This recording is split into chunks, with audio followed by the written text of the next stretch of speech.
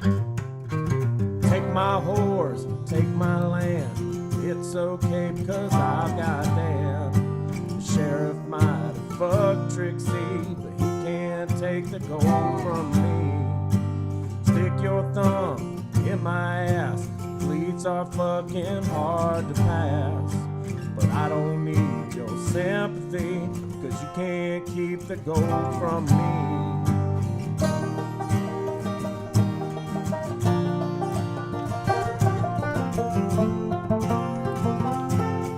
Slit your throat, feed the hogs, buck-toothed beavers slapping logs. You can't keep the gold from me. Hello and welcome to another episode of Anyways. Today we are discussing Suffer the Little Children, which is the 8th episode of the first season of Deadwood. My name is Ben. Steven? And today we will discuss this episode, which is about Miles and Flora finally deciding to hatch their robbery plan against the gym and the Bell Union. Trixie tries to kill herself, yeah. And also, can we just start over? I forgot the rest of the synopsis. Do you guys like the episode? What do you think of the episode? A lot happened. Yeah, I dug it. What was the first thing that happened? The first thing that happened in episode 8.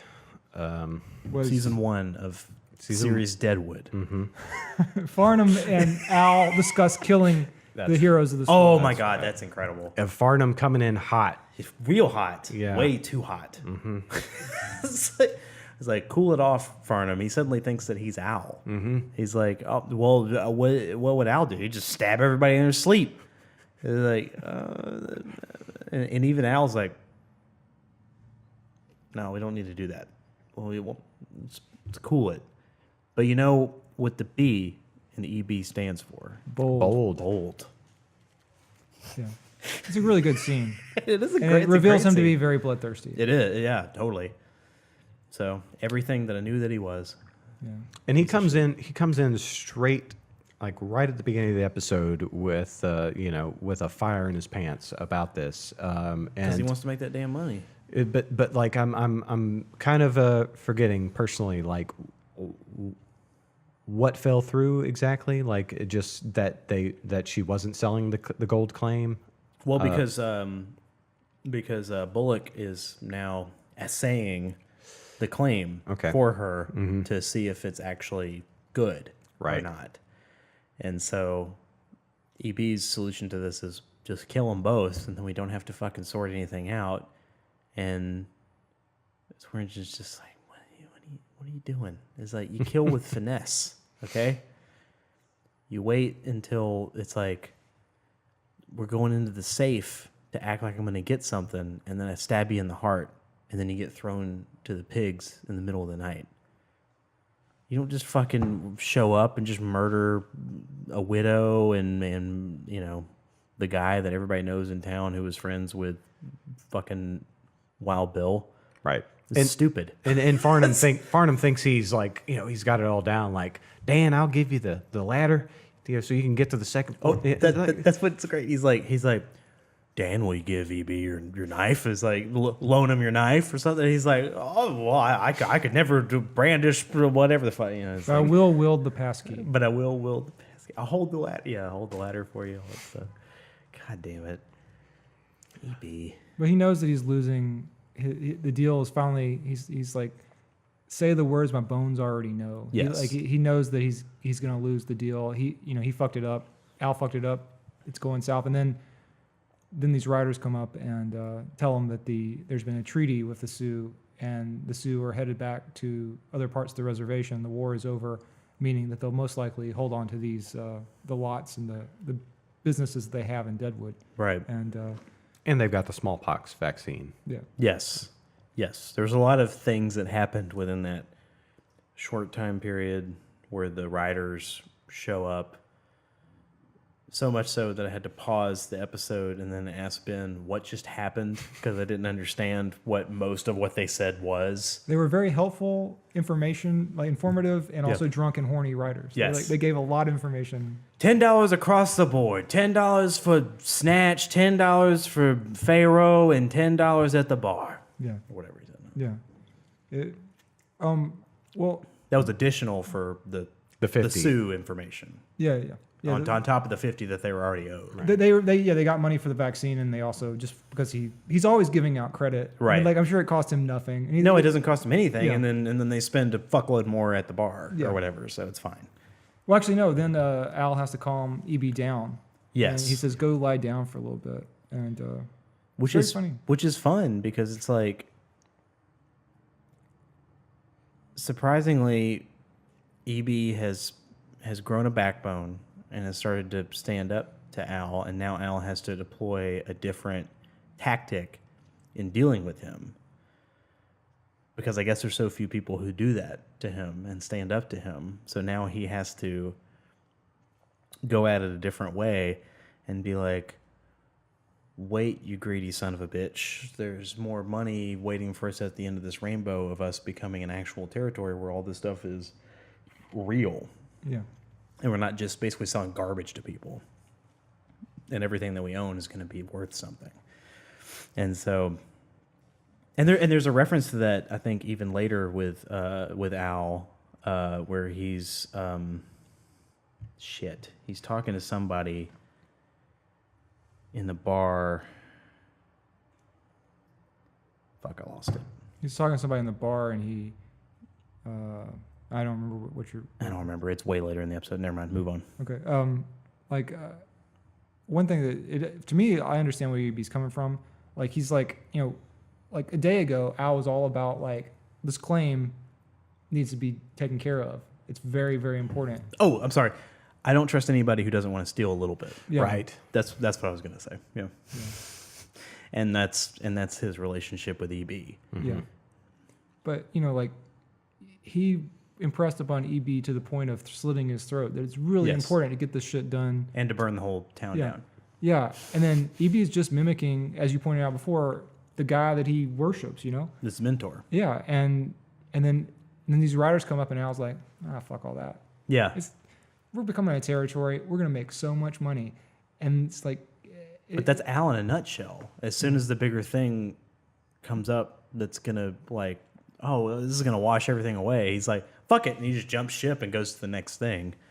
To me, it's like Al is like, he changes. Like he thinks he's rational, but he's not rational. He's like a murderous dude who kills people because they look at him funny. Yeah. He's terrifying. But like when he's okay, so like I referenced it earlier, where he stabs what's his name, one of the Persimmon Bill. Yeah, Persimmon stabs Phil. yeah. When he stabs him, then he's like, oh, all of our problems are solved. It's like then he just moves on and he's fine. And he doesn't care about the girl anymore. That's kind of how he operates. It's like build this plan. Oh, opportunity presents itself. Fuck my plans. I don't give a shit anymore. This is going to work out better now. Yeah. And that seems like how Al is going to kind of progress over time. And sometimes it's David Milch's writing. It's like sometimes he's just like, all right, we're going to take care of some plot threads here. Oh, you mean like Bullock getting Jack McCall and then like off screen, it's like, oh yeah, we just hand him off to fucking whoever. Took him to Yankton. Yeah, to Yankton. Our last episodes were all about the smallpox. Smallpox is gone, and then pretty much. And But what's interesting is what's his name's there, signing people up at the door or whatever. What's his name? Andy. And I think that's close to the next scene, right?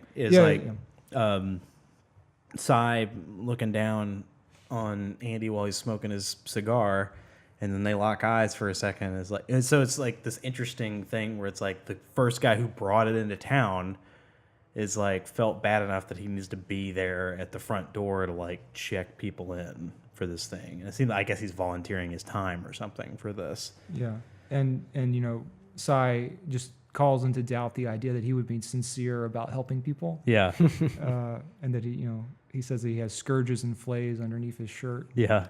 Calls it like saint. Yeah, and it's just like how can, I mean, you guys you've seen this before. Yeah. But Chad, you've seen this never before, and so you got to see more Sai this episode, and I think I got to see too much Sai. No, in a good way though. In a good way. But I mean, it does seem like he's like, how can he exist in the world being that cynical about a guy who's lived through smallpox? Like, I mean, obviously he can't like him too much because otherwise he'd admit that he threw him in the woods to die. Yeah. But I don't know. What's interesting is knowing this backstory of the show, that he was originally like, one of the guys or whatever to be Al. And then is this Powers Booth?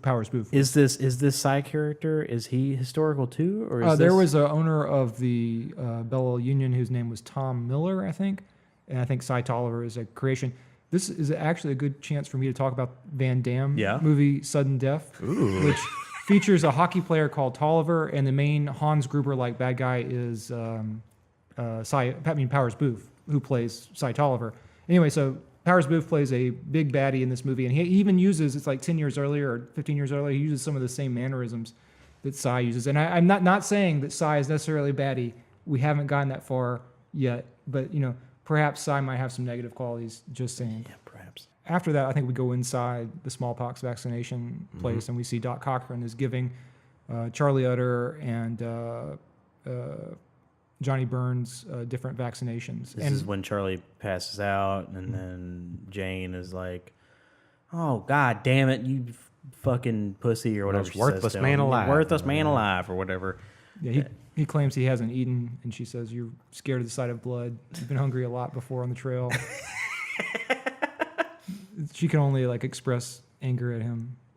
Which is funny because this is like the extent of their presence in the episode, that's true, yeah. Other than the occasional, you can see her outside later looking on as things are happening. Right. But not much Charlie, not much Jane, not much Reverend. Charlie, no Reverend. Yeah, no, right? I didn't see him at all. I didn't see him at all. Actually, Charlie operated as an excuse for why something couldn't happen. What was it? Was something Trixie? I feel like Alma was told that her mail would come through him, or that Doc Cochran was going to contact Charlie about getting. He's in charge. But the reason why he couldn't leave was because he was faint, basically, and could not do anything. Yeah, he couldn't do anything. That was pretty much the extent of his interaction in this episode. Yeah. Okay. But yet, still a good Charlie and Jane episode. Of course. I mean, every time they show up, anytime anybody shows up, it's incredible. Yeah. I mean, they're all fucking insanely good actors. Yeah, it's a great thing. Let's see what else happens in smallpox. Sal talking about Trixie. That's his little bit for the episode. Sure. Oh, were you talking about Trixie? No. When Alma walks in and it's not Alma. Who is it? No, it is Alma. It was Alma. Yeah. Because she talks to, I can't want to say Brad Dourif. Doc Cochran. Doc Cochran. Mm-hmm. She talks to Doc Cochran, and as always, Brad Dourif turns in an incredible performance in this scene, and is like, "I'm glad that somebody got through to you, even if it wasn't me. You should leave, and please take Trixie with you." Yeah. Well, wait, we're getting a little ahead. First, he has to inoculate the orphan child. Oh, great! And he's like, and he makes he sticks out his tongue. Yeah, he makes. And then he looks so sad that he had to make her angry at him. Like everyone, because he has to prick her. Yeah, everyone in the town of Deadwood is like, this girl is just awesome. Yes, like this is the greatest, cutest child ever. Yeah, and he has to make her. And upset. I remember fondly back on the second episode where it was Dan has to go murder her, and I'm just like, if this little girl gets murdered, I can't watch the rest of the show because this is fucking horrifying. Well, I mean, do you think that Deadwood would be a town where orphans were murdered? I mean, I don't. I mean. I don't know. Which orphans? How old? Yeah, I don't know. But there's a lot of this episode stands out in a lot of ways. In a lot of ways. Yeah. Okay, we'll get there. Well, Doc Cochran eventually finds Trixie. Al's wondering where Trixie's gone. Is that where it immediately goes to? Doesn't it immediately go to? No, we go to Flora, played by Kristen Bell. Right. That's right. Who goes to the Bell Union, and Right. it seems like she's just leaving the scene from last episode where a man was killed in front of her for staring at her. You're right. And she goes up to Joni and asks to sleep in her room in order to get over getting to see a man die. And then Joni is very motherly with her in that moment, and I wouldn't say motherly. I think she was attracted to her. I think that's what the import of the scene was. maybe. I mean, that's why. I mean, yay or nay? I don't know. I feel like it could kind of go both ways in terms of how you interpret it. I mean, it definitely seems that Flora felt like there was an actual attraction there. I mean, she calls her a dyke later, and so she thinks that. But then I think she kind of skip ahead. I think she kind of drops it after a second when she says something. Doesn't she say something about being a dyke or whatever to her face? And then she's like, or whoever I remind you of, or am I you, daughter? or Yeah, whatever. exactly. Do I remind you of you at a younger age? Pretty much. And I got a feeling like, because I know that she was trying to be kind of sexual in that moment. There's a moment where it hangs on her, putting her arm around her, and then But I think Flora doesn't really react, and then they both kind of settle. But I'm talking about specifically Flora maybe being a little bit more sexual about it, and then Joni Stubbs. Joni, I really just didn't get that vibe from her. I felt like it was more of a I'm going to take care of you kind of thing because I feel sorry for you. Mm-hmm. That's kind of what it felt like more to me, and I felt like maybe Flora was trying to push the sexual thing because that's kind of like how she's gotten by so far in her life, whatever's happened to her leading up to this. Yeah, Flora seems a lot like older in this episode. Yes. Like when she did last episode, she was portrayed as almost a little girl. Yes. And there were all these men leering at her. And this episode, she has less and less pretense that she's not casing the joint. She has like steelier eyes, and Powers Booth even calls her out for having ferret eyes. Yes. But it's a cool scene it's an interesting scene because it's just we know that I don't know. Flora is, I don't know, but we'll say she's not what she seems to be, and we know that as the audience. Yeah. And so it's interesting to see her interact with these other characters, some of whom seem to know what's going on, and others whom either don't know what's going on or are purposefully willing themselves to not see what's going on, which I think is more of kind of what what's her name, Joni. I think Joni's more in that camp where she's kind of purposefully not, because I think she does kind of see herself in Flora. Sees the person who would rob the jewelry out of the box and leave town to survive. Right. And it's a tragedy for her, I think. Mm-hmm. Yeah. Well, a lot of people in Deadwood are thieves and people who trick people out of money. Joni is, and almost everybody at the gym is. Yeah. And what I like about Al Swearengen's interaction with Miles in this episode is, I think just like last episode, he seems to notice that Miles is like full of shit. Like Miles has an act that he's putting on where he's like, and Miles actually drops it. And for 1 second, he sees a large breasted woman at the Bell Union, and he says, instead of like having this aw shucks voice, he says, "Tell me your name" or something. Right. And it's like the only moment in the episode, right before he's brutally beaten to death and shot in the head, that he ever has any like. He drops the act, but there's a moment where he's talking to Al, and he's like, "They found my dad in Lead, and I want to go find him," and he kind of misses it. He likes Al. Yeah, he does. He really does. And Al there's a nice interaction where Al just like eventually is like angry that he has to put on this act. He says in a previous episode, like, he's funny. Yeah. Kind of like how the audience thinks, oh, he's funny. Yeah. And it's like, because he is, but also he's a psycho. Well, we have the pleasure of not being threatened. If you remove the television screen and we're then suddenly inside of that situation, there's nothing funny about it. He's terrifying. Yeah. And because he controls everything, seemingly, that goes on in that camp, besides what Psy controls, and yeah. See that this was a big thing that I was thinking with this episode. It was Miles and Flora in relationship to both Psy at the Bella Union and Al at the gym. And at first I was kind of like, Psy seems to see through Flora. He sees something's not quite right, whereas Al is very congenial to like both Flora and Miles. And I was kind of like, does he not quite have an eye for a more sophisticated con, or does he kind of see that they're full of shit and he doesn't see yet where they're trying to pull something over on him, so he's like just playing along? I think it's the second one. Yeah, because he shows no surprise when they mention like the two thieves. Yeah, that he's like, I wonder who those could be. Yeah, it's like there's fucking nothing. knew. He fucking knew the whole time. They're full of shit. Right. I mean, he employs the one kid because like they're not smart about it at all. And he gently nudges her into going to prostitution at the gym. Yes. And he's saying, oh, I'm a ruffian to suggest such a thing. And then he talks to Miles, and he sees immediately that, of course, that he knows that the father story is false. And so... But he also knows that Miles is stupid. Yeah. And that she's the smart one. It's not hard to figure out. I mean, he's a fucking moron.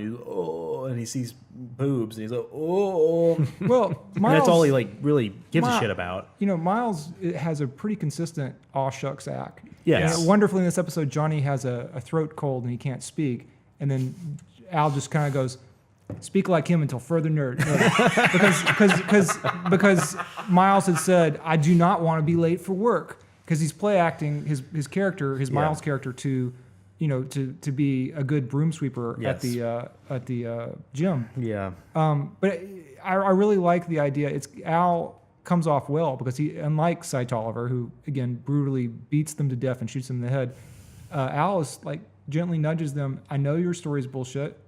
I see and I have an affinity with you. Like, I understand the need to rob and cheat and murder people. Yeah. Why don't you come hang out with me? Yeah, exactly. I can take you under my wing, almost, maybe. And that leads us to another scene where Al is, I think it's around this time where he's scrubbing, or Jewel, the woman who people refer to as a gimp, but her name is Jewel. Oh my God. And she is played by Jerry Jewell, formerly of The Facts of Life, who really has cerebral palsy, and who has a wonderful interview about Deadwood on YouTube. But anyway, she's scrubbing the blood. That's and then such a good scene. Al takes off his vest and says, "This is how you scrub a fucking That's how blood you stain." fucking scrub a blood stain. It's like, gotta do every fucking thing around here myself. Give me the scrub brush.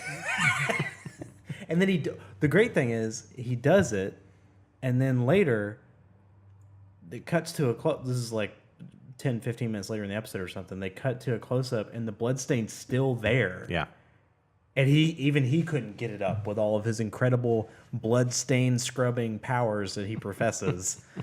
He couldn't get it up, and he tells Jewel. He tells Flora to like, wow, watch out for the fucking bloodstain of the guy that fucking got murdered because of you. Yeah. And we previously had the monologue from Farnham about how much he hates Swear Engine while scrubbing a blood screen, and how he'd have to raise his rents at the hotel. Yes. And here, I guess everybody wants to not detract from their store atmosphere by having bloodstains. Yes. Even though they're common in Deadwood. Yeah. But he has this really funny monologue with Jewel where he like talks about like how he maybe why is Trixie missing, and maybe it's because he grabbed her vagina. Yeah. And it is like a very funny thing where he's like scrubbing, angry. He's like, and Jewel is just like, just trying to. It's just a very nice scene. It's amazing because he keeps talking to her and he keeps getting angry about Trixie not being back there, and then the conclusion that he comes to is, I understand now. I don't grab her by the cunt anymore.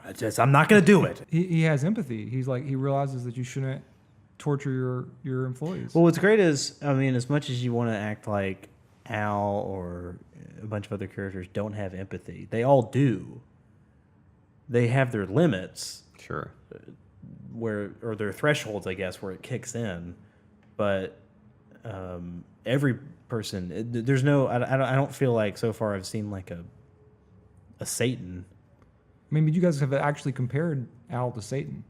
Yes, I mean he has that look that looks like Satan, but he does have empathy. I mean, yeah, definitely. I mean, we can point to definitely this episode with his interactions with Miles and Flora. That's empathy. I mean, also he doesn't kill fucking EB in the previous episodes. Yeah, I mean, and he very well would have, according to most of his rules of how he deals with people, he would have fucking killed somebody. Yeah, that doing all this shit that EB did. But there's what's the point of having empathy if you don't use it? And he's certainly using it. Yes, but in terms of Cy Tolliver, how much empathy would you say he has? Wow, that's a Okay, are we almost there? We're not there yet. I want to save it. Okay. Well, let's see. What happens next? Where are we? Well, I mean, I don't think we've quite covered where Trixie has gone and right. Trixie's gone. She tried to kill herself. She tried to shoot herself up with a bunch of laudanum. Correct. I think it's morphine or opium. I think it's morphine or opiate. I kind of figured morphine because it was Doc's. Yeah. It was Doc's supply, which it seems like morphine would be something like that would be. Oh, okay. Well, I thought he referenced something about the widow and talking about laudanum, and then picked up the bottle. Yeah, we know that. Oh, so it was laudanum? It may have been. I can look it up on here, but it's not a huge deal. But it really doesn't matter. Trixie it's a bad definitely was drug. addicted to the same laudanum that Alma was addicted to. Right. And so, but yeah, it may be. But I always thought laudanum was drunk. Right. Well, but I mean, but if you injected it, as with most things, you can do it a multitude of ways. Yeah. But that's irrelevant. The point is that she tries to kill herself in his office because she's torn between Alma and Swearingen. Swearingen wants her to inform on Alma, and then Alma wants her to go to New York, and she doesn't find that realistic by herself. Right. But the big thing is that she doesn't want to. I feel like she doesn't want to disappoint Al, the kid. Oh, in a way. I think she's just like the constant terror of being killed, and then the fact that Alma did a bad job of faking being high, and therefore causing her to get in trouble, and not giving her. I mean, yes, okay. There's a multitude of reasons, but I mean, like, I think you can see in that moment where the kid comes in there later, and is talking to her and says, "Trixie," and then. Is that the first thing she said, that little girl? No, she said other stuff. She said some other things, but this is the first time she says her name. This is the first time she said a person's name. I feel like she's dubbed. Like she has like I feel like it's like a 25-year-old woman going, because it's like she's supposed to be a Norwegian child, and so she's supposed to have an accent maybe. I don't know, but it's just like it sounds like a cartoon voice. But it doesn't matter. She's supposed to be an otherworldly, innocent child. Right. But, she's trying to approximate English, which she doesn't really understand. Yeah, so that's true. It's a weird handicap. Sure. But one thing about the scene is that. Are we talking about the scene? Because I skipped ahead. We're talking about the scene where she's tried to kill herself. Yeah, she's gone to Doc Cochran's office and she's passed out on the floor. And then Dickhead comes in. A.W. Merrick, the Black Hills pioneer, he comes in and his back hurts really painfully lately. And Doc Cochran, there's this wonderful shot where you see Trixie has her head awkwardly against the side of the thing. She's like this, and then with like a board behind her head. And we don't know if she's dead. And then Doc Cochran just goes over and just like deals with Merrick and his back problem. And it's just a great juxtaposition between, well, his back problem is more important than her life. Like it's maybe the class distinction or something. Like it's really cool. But he's also just like a fucking moron. It was very relatable. You know, as you get older, you get problems with your body and you get neurotic about them. I thought that was very relatable. And it was also pretty, and of course, Doc Cochran slaps him in the face and tells him not to be fat. It's like, it's insane. I mean, obviously, he was trying to get. It was a little over the top, but I mean, I know people like this. I know people that when something happens, let's say something starts spreading around, and then suddenly this person thinks, "I've got this. I have to have this. I have all the symptoms. The smallpox. I have all the symptoms." And then he's like, "But you don't have a fever." which is like the main fucking thing. I forgot about the smallpox. It's like, are you a fucking idiot? Go away. You're trying to co-opt some other people's shit that's going on in camp right now. Yeah. Just go get the fucking vaccine and leave me the fuck alone. Stop bursting into my office like people love to do. I concede the point because I forgot that the smallpox epidemic was going on. He was worried about the smallpox as a precursor to the back pain as a precursor to the smallpox. Yeah. And that just plays into his neuroses and his shit that just bothers me. It's like he's an infuriating character. I mean, I love the character, but he's an infuriating character. You can also notice, I think, in this scene that he's probably about 6 feet tall. He's a good several feet taller than Doc Cochran and most people in the show. For being like a nerd, he's gigantic. He's like 6 inches taller than most people. Yeah. Yeah. Or maybe not 6 feet taller, but he's very tall. He's not a literal giant. But anyway, Doc Cochran goes back to Trixie lying on his floor and says, "You botched the job pretty good, little girl," or something. Yep. And I don't know. I'm not a fan of this subplot. Like I don't like it when characters in movies like attempt suicide and then it happens to fix all their problems. I feel like that's like because like movies and television don't have the time to spend on those characters. Like with drug addiction, also in this plot, like it needs to get back to the main plot pretty quick. And so I feel like Trixie's like almost killing herself, down for the count, back at work. You know, like in like a span of a few hours, and it worked for the show. It was very affecting this time, but I've always had a little bit of like this is really speedy. Without having seen the rest of the show,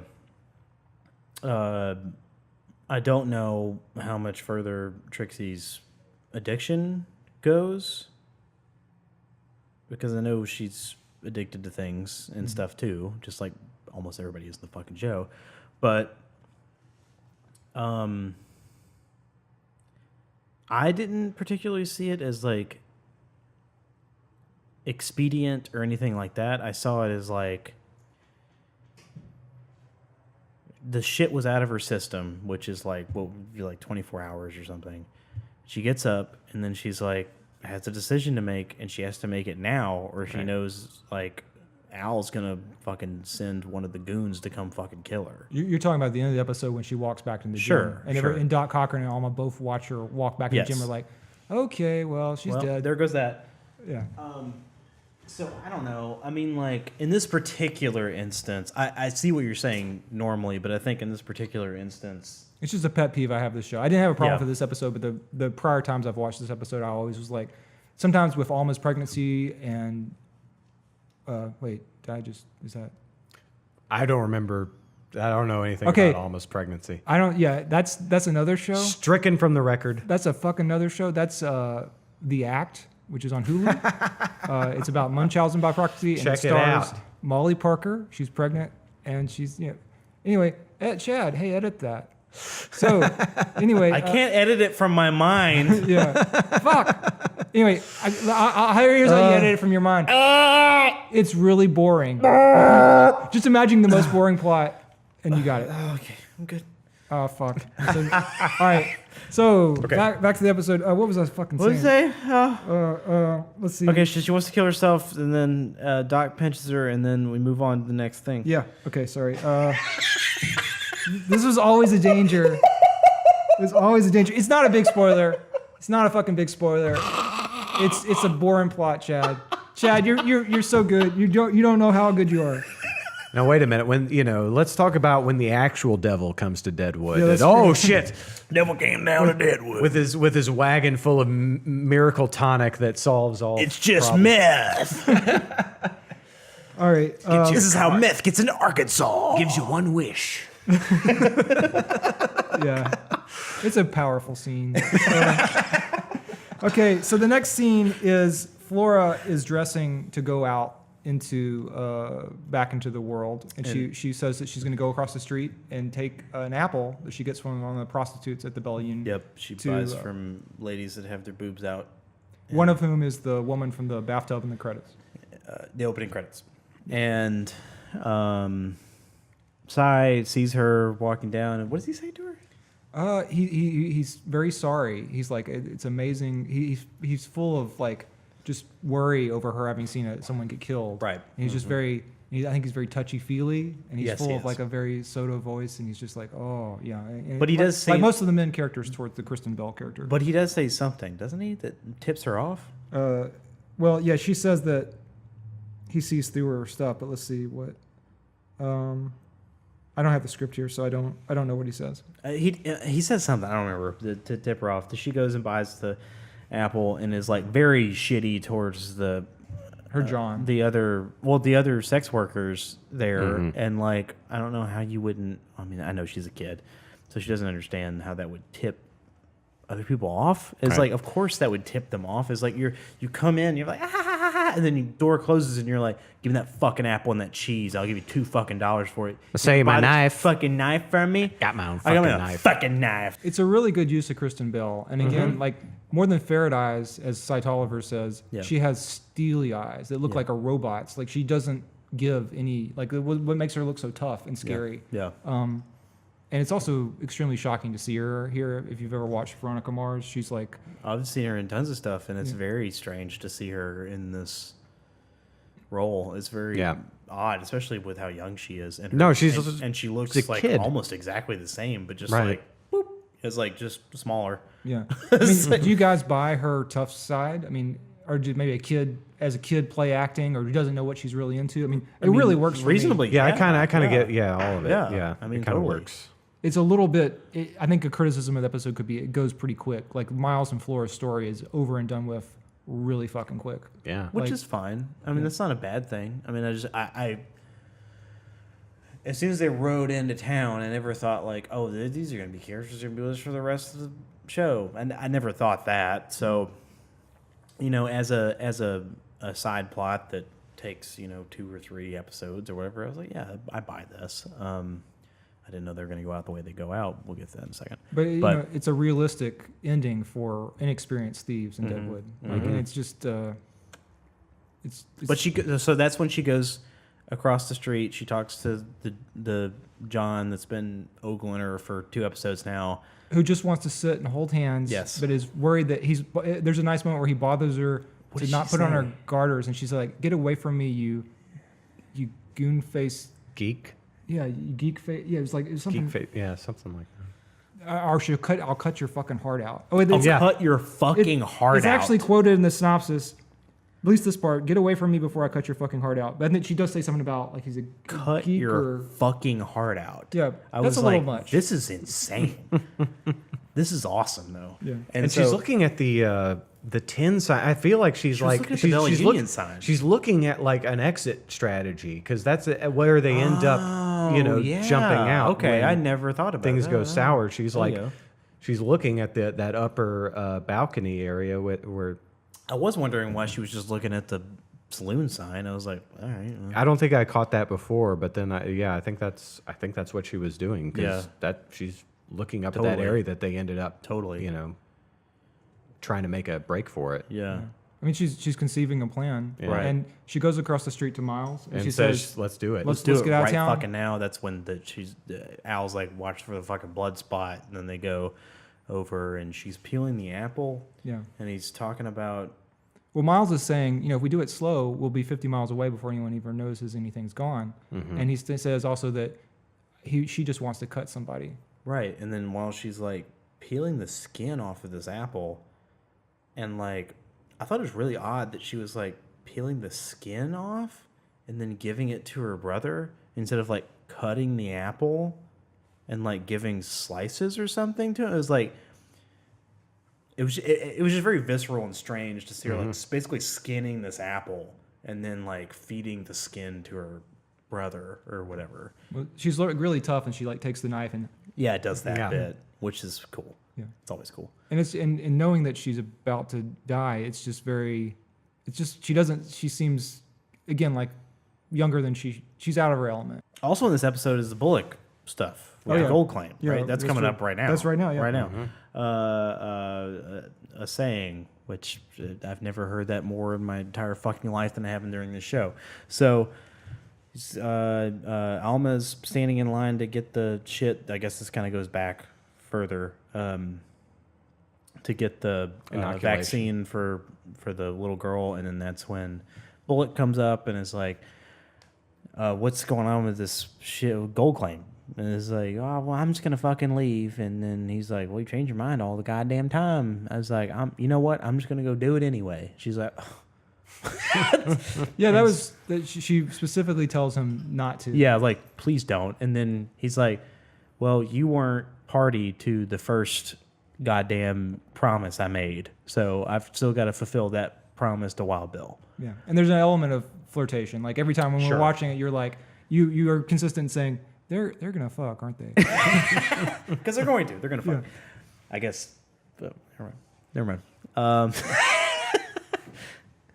We mentioned a spoiler, which Chad has dutifully edited out, so we're not going to refer to that. I didn't know about the spoiler until this episode.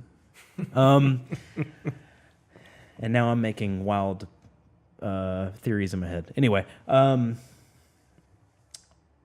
So then there's the amazing moment where Bullock comes in to the gym, and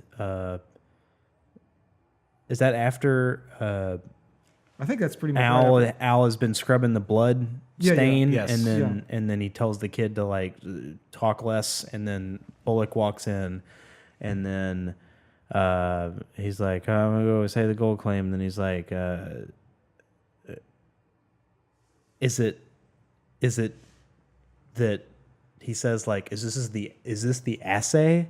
Is that how that works? The assayer or something? And he points to Dan, and he's like, no, I'm gonna take you to him. And then that's when you find out that it's Ellsworth. Mm-hmm. And they go up there, and I guess you know that something weird is gonna happen. I think Al talks to him about something, but I don't really remember what it was. He talks to him about you don't need to go up to where the gold is at the cliff. You need to walk around starting at the river. Yes. And walk through you happen upon the gold. And Dan is like, I don't want to have to walk around the entire gold claim before finding, because he knows where it is. Right. But when I first saw this, I was like, oh, they're gonna kill Bullock. I mean, they've killed so many people. Bullock is dead. Yeah. And it's but nice. it would be weird for it to be like, oh, let's take Dan out there and he has to kill 2 people. It's like that ain't gonna work. That ain't gonna happen. And so then they go out there, and then I don't know if this is answered in this episode or not, but whatever. It's interesting that they do lead him straight to the gold. Well, maybe we didn't see where they wandered around for 20 minutes. I don't know. Sure, but I mean, like, it's not like they were trying to like hide it from him. Well, he's ahead of them, and then Dan. But then they bring him back to where the gold is. Well, no. Yeah. But first, presumably they've walked through. That's the top of the claim. Presumably they've walked from the river area to the cliff, as they. But Ellsworth could have easily just led them around in circles, and then been like, "Oh, well, there's nothing here." And that's true, it. but Al's but there's deciding there's some other plan. Al is basically kowtowing to Bullock, right? He's saying that he doesn't want to get killed by Bullock, and Bullock's threatened him that if he tells a fib, then Bullock's going to come after him. Yeah. And so he's like, I got bigger fish to fry with us joining, becoming a real territory and no longer quite so illegal. And so he's like, I'll give up the claim. Sure.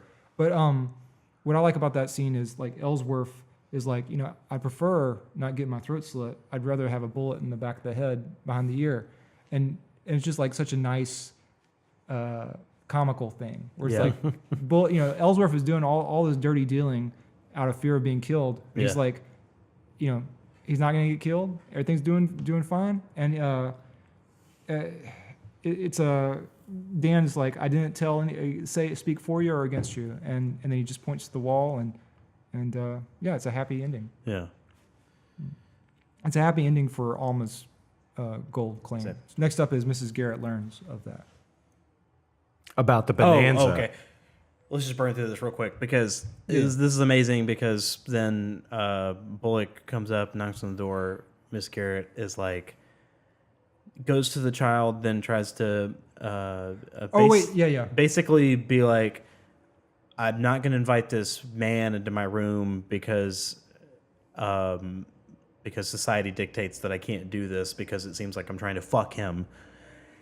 And she's going to go to Mr. Farnham's absurd little restaurant downstairs. Again, this leads me to think that they're going to have sex at some point. And so then that's when they go downstairs, and then EB is like, would you mind if I asked how the claim has worked out, or whatever the fuck he says? I don't know. And then that's when she turns to Bullock and is like, is bonanza the proper term? And then he's like, bonanza. And then that's the moment where I was like, oh, that's what that show means. Well, two things that I want to talk about is, one, the moment where Alma has to tell the orphan girl that basically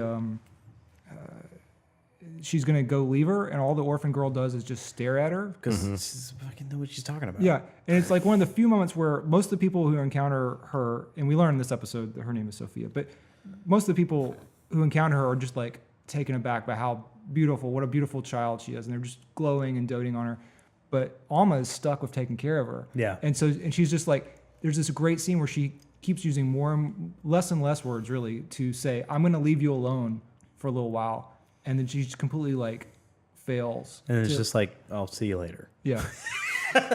I love that scene. And also I love the shot of Farnham learning that it's Bonanza. Yeah. It zooms, it like dollies in on him. Oh my God, that noise he makes. Yeah, he goes, what is the noise? It's like,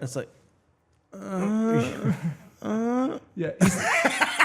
He says something kind of polite, and he sips a coffee cup. Maybe, I don't know if he sips a coffee cup, but he just makes a.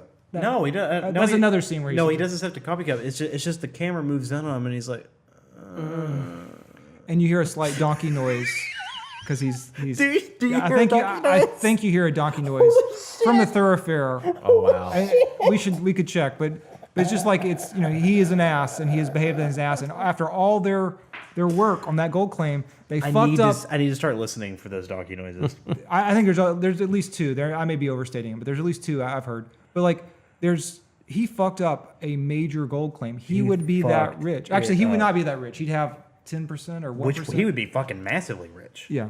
I mean, she pulls out a fucking nugget and throws it on fucking Trixie's stomach. Yeah. Later in the episode, and is like, oh, you can get the fuck out of here now. It's like, I'll keep sending you nuggets for the rest of your fucking life if you just get the hell out of here. Yeah. But anyway, so they talk about how great the gold claim's working out, and then it's just when we get into the actual bit with Miles and Flora? Yeah. Oh, we still have Bullock goes to talk with his vanquished foe, Swearingen, at the gym. And, okay, yeah, and that is good because that's where he learns. Does say vanquished foe. He learns that Farnham did not ask for the full 20,000. Yes, and then that's when he says like, I don't trust anybody unless they want to steal a little bit. Yeah. And then when Bullock goes to get a shave, that's when, what does he say? It's like tells the barber like, be careful around the throat area. And he just looks so.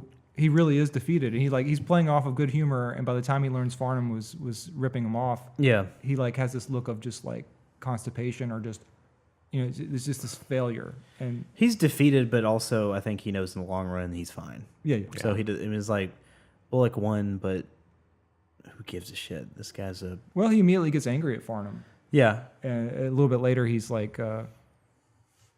Anyway, that's a little bit later, but let's see. Then Alma and the little girl Sophia visit Trixie, who's recovering in Doc Cochran's office. That's when she gives her the nugget and is like, look, you can get the fuck out of here. And this is all because the doc goes to Alma and is like, look, I lied and said like that you want to go with them. You want to take her with you to New York. Yeah.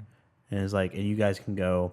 And it's like, just please, just fucking take her with you and get the fuck out of here. You're already leaving anyway. It's like because she wouldn't make it without you. Yeah. Mm-hmm. It's like just sending a sex worker to New York. To high society. And then being like, oh, here you go. It's like, of course, she was never going to go for that because it doesn't make any sense for her.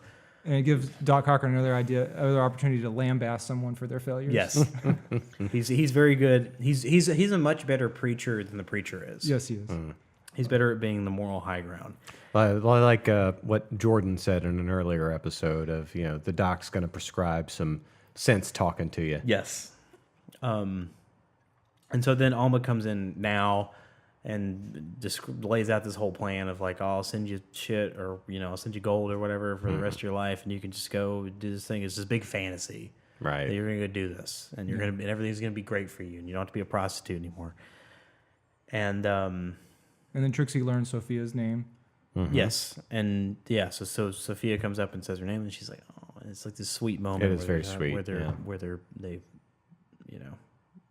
learned her name and all this stuff, and it's very nice, and you're kind of thinking like, well, maybe it will be like a fairy tale thing, and then she'll go away, and with it'll be fine. Yeah.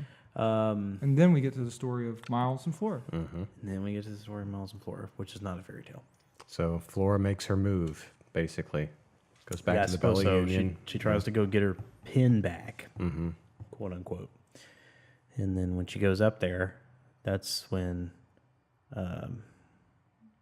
Sigh. No. Joni. This should be fucking characters. Joni goes upstairs. But it's because Sai is kind of like... I don't know about this. Yeah, it's like going to get her pin back. What does like, that what mean? do you what does that mean? Are you fucking stupid? Kidding me? Yeah. And she knows, but she doesn't want to go. She doesn't want to go bust her out. And so then she's forced to go up there, and then has the talk about like stones versus rocks or whatever. Paste jewels. Paste basically, jewels. Okay, yeah. Flora is robbing Joni. And, Yes. And Joni is like, doesn't really care about all her jewels that are being robbed. No. She just wants Flora not to die. Yes. And repeatedly during the scene, both Sai and Flora say, "You're going to die here," to Flora. And Flora is just like making these like braggadocio type claims with her knife, and she's like, who do I remind you of? And she's like, all she's fighting for is like the most pathetic little bit of jewelry. Just a sad amount of money. Yeah.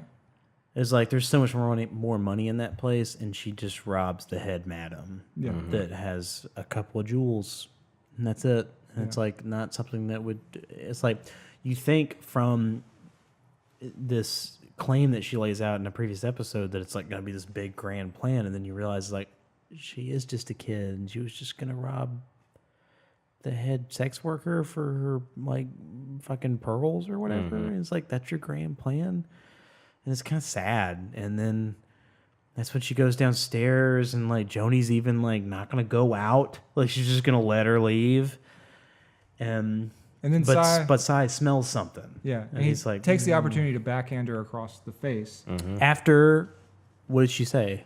Oh, I forget what she said. Oh, will you get out of the way and let me do my business? Will you get out of the way and let me do my business? Even before then, Yeah. Sai like does the nose signal. Yeah. And Ricky J. Watch the damn door. Yeah, it's like he's already he's been smelling a rat. Yeah. And it seems like he sees the rat making that exit.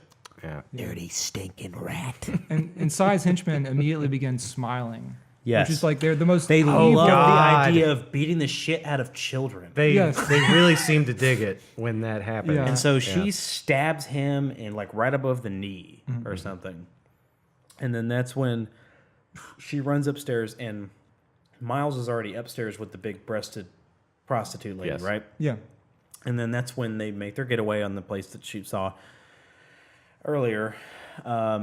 And then they jump off and they try to get on a horse, and then that's when And it seemed like a good plan for a second there. for a split second, and then that's when the dudes run out. The henchmen just punch him in the back of the head and pull him off the horse. And then they just start beating the fucking shit out of these kids. Both of them. In the mud.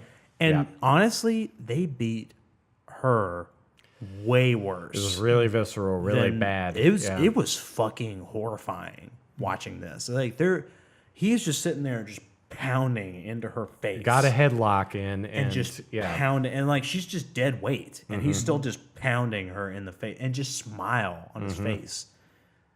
It's a fucking psycho.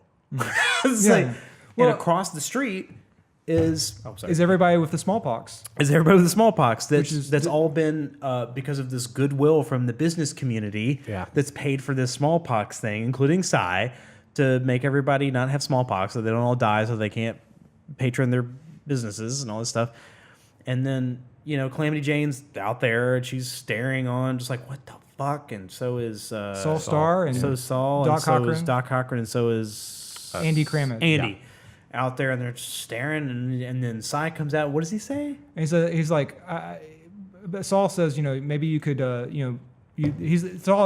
Cy explains they're thieves, and Saul says, well, maybe you could take them back into the place of business where you're going to deal with them, as he said. And then Cy says, about your sensibilities. Maybe you can protect your your delicate fucking sensibilities by turning the fuck away. Fuck away. And he has a wonderful. He just goes like this. Yes. And I think by this point, Cy, because he's been stabbed, a little bit of his hair has fallen out of place, and he's a little bit less well manicured. Yes. So he looks a little bit like the younger, less bald Powers Booth, but he also just looks like he has this foppish hair, like a Shakespearean actor. Yes. And it's such a, again, there's no relief from his evil in this episode. There's just like, oh my God. But there's just a pleasure in hearing his voice deliver like baritone insults. It's a lovely thing. But anyway, do we want to say anything more about this? I mean, I don't remember what he says on the stairs, but I think there might be an argument be made that Cy Tolliver is a misogynist. I'm just going to say he may have some issues with women. Wait a second. Just going to put it out there. Wait a second. Yeah. And, are you fucking kidding me? Yeah, I don't know. But I mean, like, I don't remember That's a crazy theory. I know. I don't know what he says. I don't know what he says on the stairs, but I forget what he says on the stairs. But he seems very put off by the idea that Flora would get one over on him. Yes. Right. Absolutely. I mean, so much so that later when he's got them in the room, and this is an insane scene. Not just like the content of the scene, but also Cy Tolliver shooting 2 kids in the head. But also it's the way the scene is shot. Some of the editing, but the effects, speed and stuff, speed effects in the scene. Yeah. It's insane. It's demonic almost. It's crazy. Yeah. It's like nothing in the rest of the show so far has been like this. It's like when he gets up and it's like the motion's kind of off. Yeah, and it's slow effect. Yeah, because as he points out, he's like, you've probably broken your fucking skull open. Yeah. And it's like, it's like the knife's an inch this way. Yeah. He taunts her before shooting it. And Kristen Bell has a wonderful, I think probably false contact, so her eye is pointing in one wrong direction. Yeah. Mm-hmm. And then she's obviously, we see their point of view, and we see Cy Tolliver's and Joni's point of view.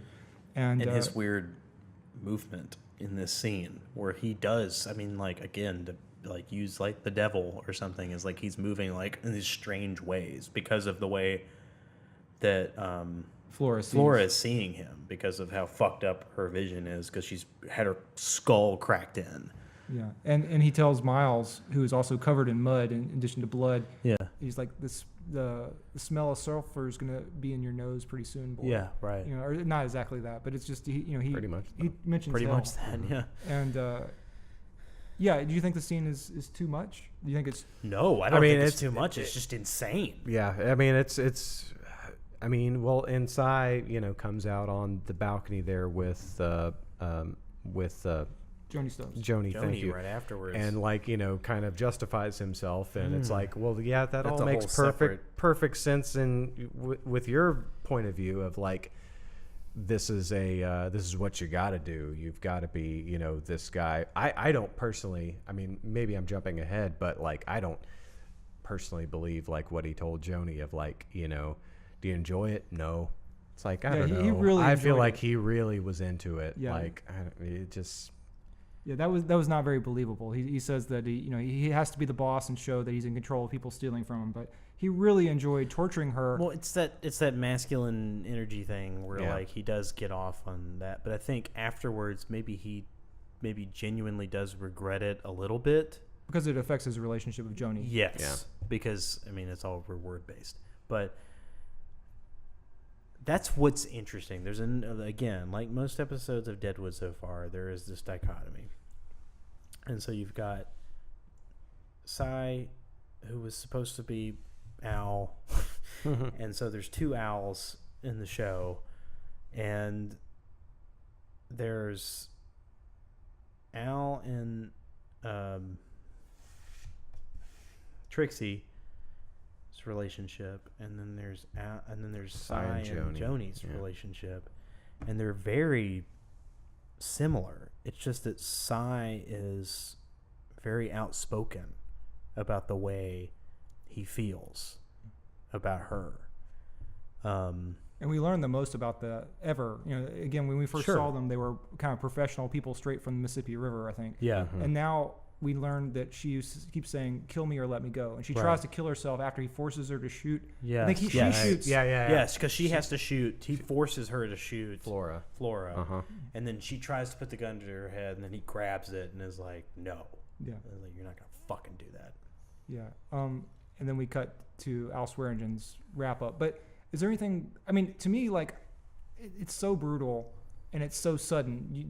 The Flora and Miles, their story is over, and there's no recompense, and there's just, you know, Cy Tolliver has a mustache, and he could be brandishing it, you know, like a Snidely Whiplash.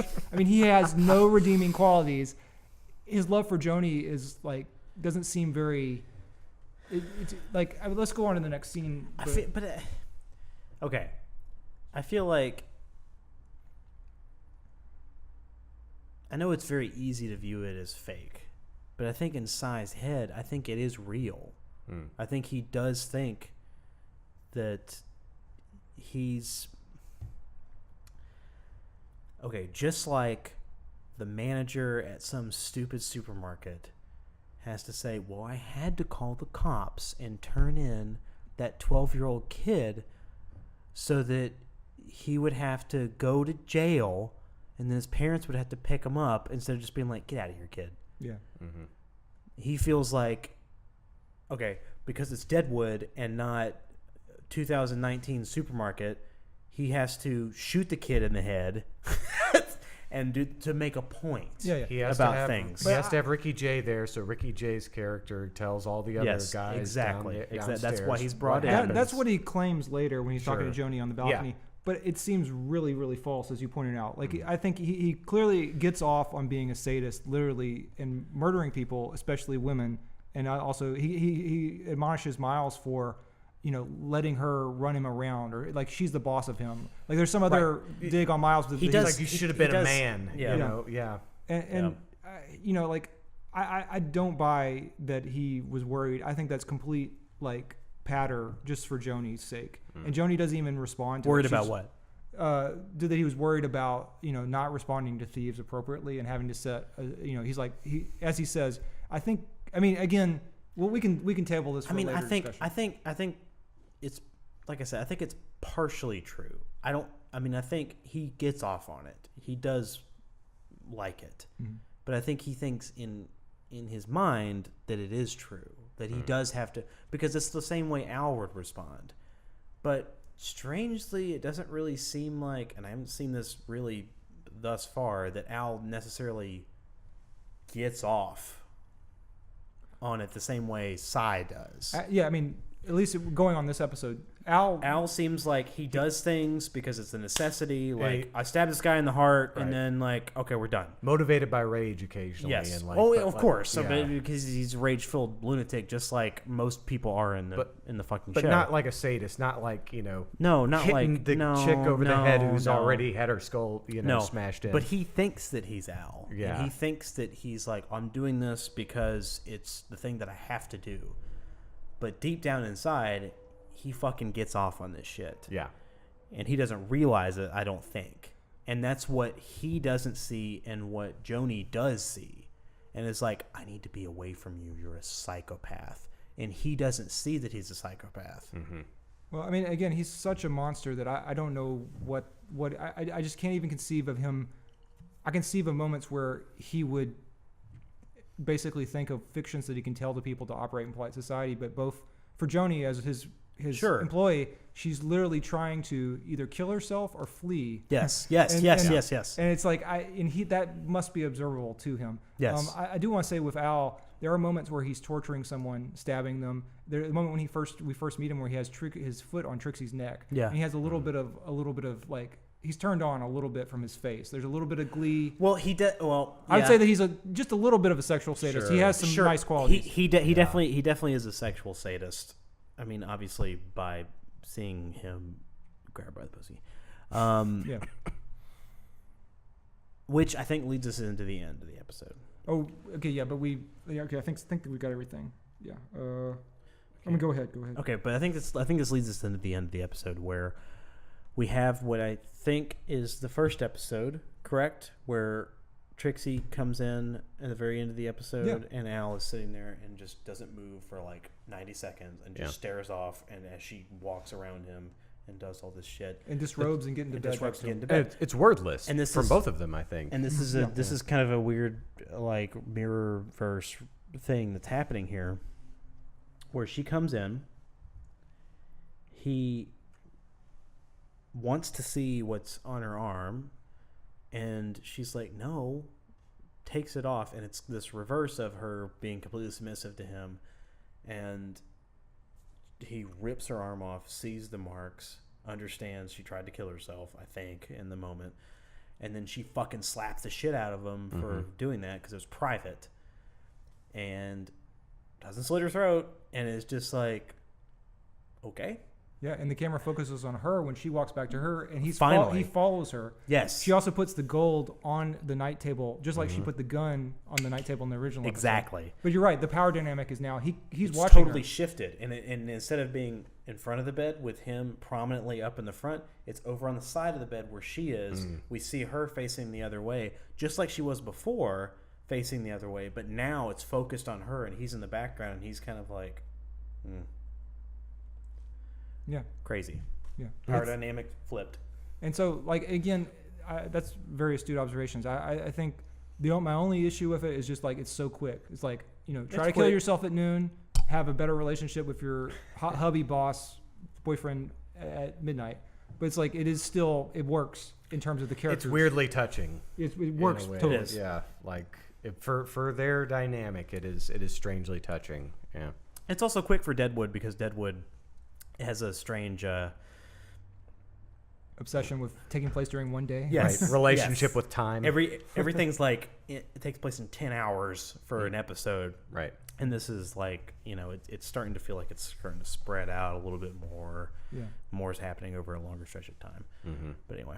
Yeah. So I guess we're done with the episode, but to sum up, you guys didn't feel it was too brutal or too brutal? It was pretty brutal. It was horrifying. It was horrifying to watch those kids get brutally murdered. But I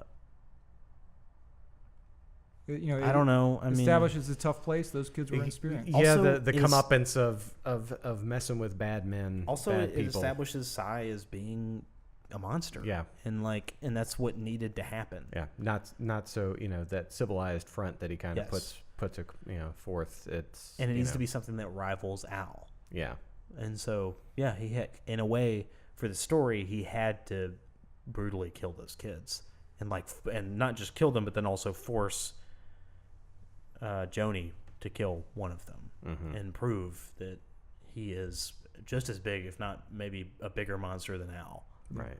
So that it sets up this showdown that's inevitably going to happen between them. Yeah, and she basically keeps repeating, "Kill me or let me go." Yes. And he can't give her either option. Nope.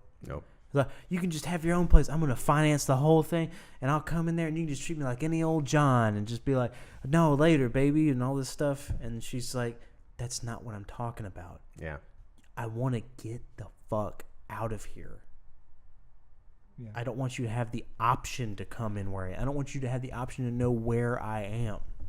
I want to be gone. You're a psycho, and you don't understand." Mm-hmm. Yeah. Anyways.